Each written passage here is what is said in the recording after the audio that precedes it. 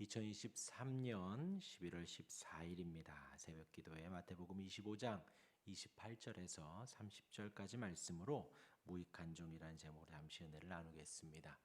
지난 주일 주인의 즐거움에 참여하는 자들에 대하여서 말씀을 드렸습니다. 달란트 비유에 대해서 설명하면서 주인과 종의 모습을 보았습니다. 한 주인이 3명의 종에게 한 사람에게는 5달란트, 2달란트, 1달란트 이렇게 나눠주었지요. 먼 타국으로 떠납니다. 언제 올지도 모릅니다. 이들은 자유롭게 그 돈으로 사업을 하고 장사를 하였습니다. 5달란트, 2달란트 받았던 자들이 곧 2배로 5달란트, 2달란트를 남겼습니다. 그러나 1달란트 받은 사람은 땅속에 묻었다가 원금 그대로를 가져왔습니다. 결산을 할 때에 그가 말합니다. 당신은 굳은 사람이다. 완악한 사람이다. 당신은 심지 않고 거둘 만큼 해치지 않은 곳에서 몰 만큼 무서운 사람이다. 그래서 나는 원금을 잃지 않고 싶어 땅에 묻었다가 그대로 가져왔다고 합니다. 주인은 그렇게 나쁜 사람이 아니었죠. 5달란트, 2달란트 받았던 사람에게 원금을 회수하지도 않았고 이유를 수수료를 받지도 않았습니다. 착하고 충성된 종아 칭찬하였고 주인의 기쁨에 주인의 즐거움에 참여하리라 하며 본인과 똑같은 대우를 해 주었지요. 그러나 이 1달란트 가진 자는 주인에 대한 오해, 주인에 대한 잘못된 지식이 그대로 묻어두게 하였고 주인에게 게으르고 악한 종이라고 혼이 나게 됩니다. 오늘 본문은 그 1달란트 가진 자의 마지막을 설명을 하고 있습니다. 2가지입니다. 하나는 1달란트 받았던 그것까지도 빼앗기게 됩니다. 10달란트 가졌던 자에게 주게 되지요. 또 2번째는 30절에 무익한 종을 바깥 어두운 데로 내쫓으라고 하였습니다. 이 2가지를 잠시 나누겠습니다. 우리가 먼저 알아야 할 것은 예수님이 제자들을 지금 가르치고 계시다라는 거죠. 이것이 실화가 아니라 비유입니다. 비유. 이 달란트 이야기 비유입니다.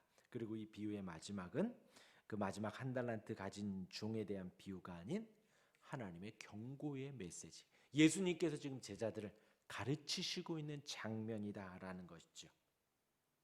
첫 번째 1달란트를 빼앗아서 10달란트 가진 자에게 주게 됩니다. 이것을 10달란트 가졌기 때문에 1등만 대우한다 이렇게 해석하면 안 되지요. 29절에 있는 자는 받아 풍족하게 되고 라는 비유가 아까 말씀드린 대로 이것은 실화가 아니라 비유입니다. 제자들에게 가르치는 것이지요. 5달란트 가진 자, 2달란트 가진 자 모두 포함되는 말입니다. 있는 자는 받아서 풍족하게 된다. 그리고 이제 중요한 것은 게으르고 악한 종에게 가졌던 것마저도 다 빼앗긴다. 완전히 결핍되어진다라는 것입니다.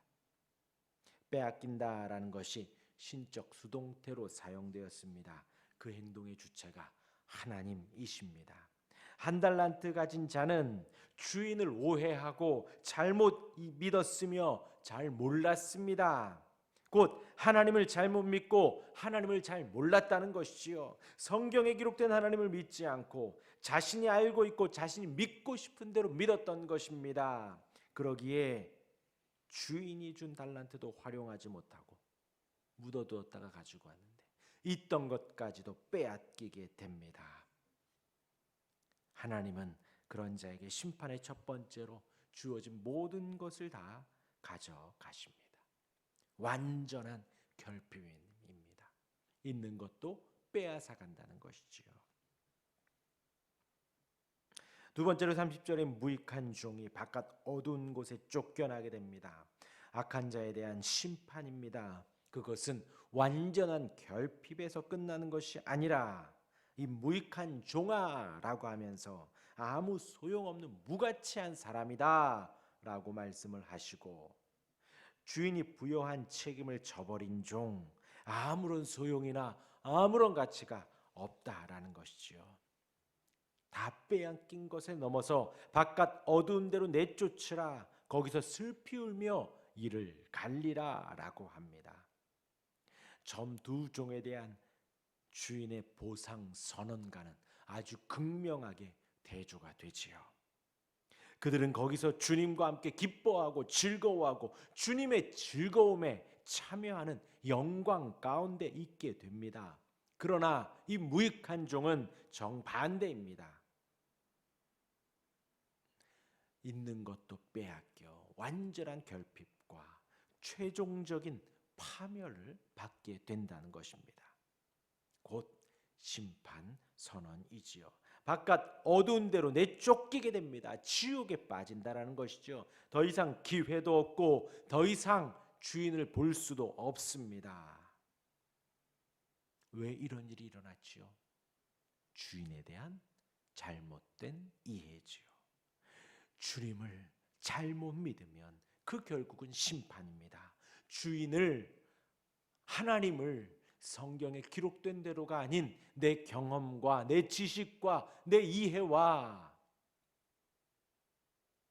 내 히스토리만으로도 믿게 되는 것, 그것의 결국은 곧 파멸이다라는 것입니다.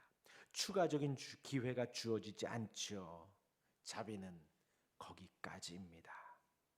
열처녀 비유에서도 신랑의 처녀들을 향해서 나는 너희를 모른다 하였습니다.